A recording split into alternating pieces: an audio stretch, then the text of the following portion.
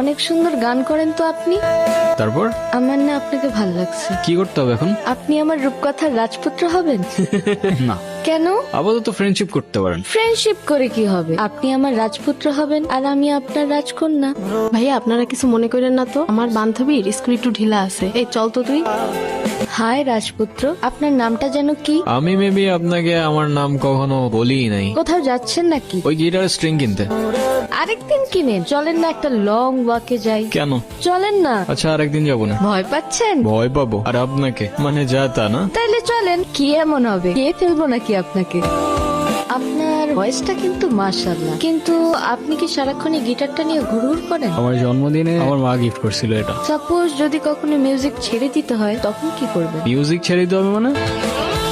মানে বুঝলাম না তো আমি। সমস্যা কি আপনার? ফাইজলামি করতেছেন আমার সাথে? আরে সরি, আমি তো মজা করছিলাম। মিউজিক এটা কোনো জোক না যে মজা করবেন। আচ্ছা সরি তো, আচ্ছা কান ধরছি, সরি। It's okay. আচ্ছা, আমার না যেতে হবে, লেট হয়ে যাচ্ছে। ইস, লেট হয়ে যাচ্ছে। কি এমন কাজ তোমার? মানে আপনি থেকে ডিরেক্ট তুমি তো চলে আসছো না? হ্যাঁ, কেন, কোনো সমস্যা? কেন যেন মনে হচ্ছে তুমি খুব নাচরবান্ধা টাইপের মানুষ না? তুমি বুঝলে কি করে? এমনি গেস করলাম। তখনও বুঝে উঠতে পারিনি মিউজিকের পর দ্বিতীয় ভালোবাসাটা তুমি হয়ে উঠবে। খুব অদ্ভুত একটা মেয়ে তুমি। মনে হচ্ছিল আমার সেই রূপকথার গল্পটার রাজকন্যা যেন হুবহু তোমার মতোই দেখতে। এক পা দুপা হাঁটতে হাঁটতে প্রথমে ভালো লাগা, এরপর ভালোবাসা, আর তারপরে অভ্যাস। আর সেই অভ্যাসের পরেই হয়তো সবকিছু চেঞ্জ হয়ে যায়, সবকিছু। তোরা কথা বল, আমি ওই দিকটাতে আসি। 2 দিন পর পর এই ঝামেলাগুলা কি না করলে হয় না? কি কিছু বলবা না? যা বলার সেটা তো বলছি আমি তোমাকে, শুনতেছো কোথায়? শোনার মতো কোনো কথা বললে অবশ্যই শুনতাম, কিন্তু তুমি যেটা বলতেছো সেটা আমার পক্ষে করা পসিবল না। কেন পসিবল না? মানে তোমার লাইফে কি আমার থেকে তোমার মিউজিকের প্রায়োরিটি বেশি? মানে তোমার সাথে তুমি মিউজিকের প্রায়োরিটির কম্পেয়ার কিভাবে করো সেটাই আমার মাথায় ঢোকে না। রোহান, একটু প্র্যাকটিক্যাল হও। জীবনটা তো আর কোনো রূপকথার গল্প না। আমার গ্রাজুয়েশন শেষ, এভাবে আর কতদিন? তুমি মিউজিকটা বাদ দাও তো, আর তা না হলে আমার সাথে আর দেখা করতে আইসো না।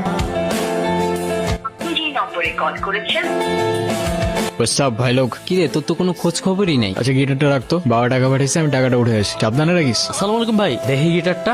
ভাই এটা রোহানের গিটার। তো কি হয়েছে? না ভাই কিছু না। ভাই এটা কি করলেন? তোর রোহান রে কইস এই গিটারের তার যেমন ছিড়ছি না, তোর রোহান রে ধরলেও না এমন করে ছিড়াল আমার। কে ছিড়ছে? জাকির ভাই। Sorry Rohan, sorry. ঠান্ডা হয়, এতটা গরম হইস না। এটা তুই ঠিক করছ। এটা কোনো র্যান্ডম গিটার না, এটা আমার ইমোশন। তোর ইমোশন আছে, আমার ইমোশন নাই। আমার গার্লফ্রেন্ড তোর পোস্টে ক্রাশ লেগে কমেন্ট করবো কেন? আমার ভালো লাগে নাই, তাই আমি তো তার ছেড়ে দিই। আরে তো তোর গার্লফ্রেন্ড তুই সামলা না ব্রো। হ্যালো, কোথায় তুমি? তুমি কোথায়? তোমারে কতগুলা কল দিছি আমি। রনির কাছে শুনলাম কি ঝামেলা হয়েছে। না সমস্যা নেই, তেমন কিছু হয়নি। সমস্যার কথা বলি নাই আমি, তুমি এক্ষুনি দেখা করো আমার সঙ্গে। কি অবস্থা, কেমন আছো? তুমি কবে ছাড়বে এসব? মানে আসতে না আসতেই তুমি আবার শুরু হয়ে গেলা। মানে আমি না বুঝি না, আছে কি তোমার এই মিউজিকের মধ্যে যে এটা ছেড়ে থাকা যাবে না? সেটা হয়তো তুমি আমার জায়গায় থাকলেই বুঝতাম। না, তোমার জায়গায় থাকার তো আমার কোনো ইচ্ছাও নাই। দেখো, এখনো কিচ্ছু নষ্ট হয়নি। আমি শুধু চাই তুমি 8-10টা মানুষের মতো একটা নর্মাল লাইফ লিড করো, একটা জব করো, আর মিউজিকটা ছেড়ে দাও। That's it. আরে মিউজিক আমার ব্লাডের মধ্যে, এটা ছাড়লে বাঁচবো কেমনে আমি? আর আমি যেটা পারবো না সেটা আমার বারবার বললো না তো তুমি। তোমার ডিসিশন তাহলে ফাইনাল? হ্যাঁ। কফি? আপনারা বলছিলাম না একটা ছেলের কথা। এই রোহান, কি অবস্থা? আসসালামু আলাইকুম ভাইজান। আমি তো তোমার মিউজিক শুনছি, তোমার ভোকাল জাস্ট মারাত্মক। আপনি তো ইয়াং জেনারেশনের ইন্সপিরেশন, আর আপনার মিউজিক দেখে আমরা কত কিছু শিখছি। দেখো, আমার হাতে সময় তেমন একটা নাই। তুমি একটা কাজ করো, তুমি আমাকে কিছু একটা শোনো। অন্য সমস্যা? সরি ভাই, আমি আরেকবার শুরু করি প্লিজ। রোহান, রোহান কি হয়েছে তোমার? এই কেউ অ্যাম্বুলেন্স ডাকো। রোহান,